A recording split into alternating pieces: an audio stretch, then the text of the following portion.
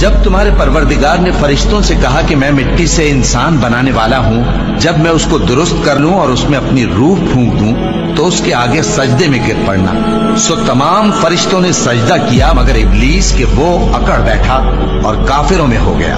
اللہ نے فرمایا کہ اے ابلیس، جس شخص کو میں نے اپنے ہاتھوں سے بنایا اس کے آگے سجدہ کرنے سے تجھے کس چیز نے منع کیا؟ کیا تو غرور میں آ گیا یا اونچے درجے والوں میں تھا؟ بولا کہ میں اس سے بہتر ہوں کہ تو نے مجھ کو آگ سے پیدا کیا اور اسے مٹی سے بنایا۔ فرمایا بس یہاں سے نکل جا، تو مردود ہے اور تجھ پر قیامت کے دن تک میری لعنت پڑتی رہے گی۔ کہنے لگا کہ میرے پروردگار، اچھا تو مجھے اس روز تک کہ لوگ اٹھائے جائیں مہلت دے۔ فرمایا کہ تجھ کو مہلت دی جاتی ہے اس روز تک جس کا وقت مقرر ہے۔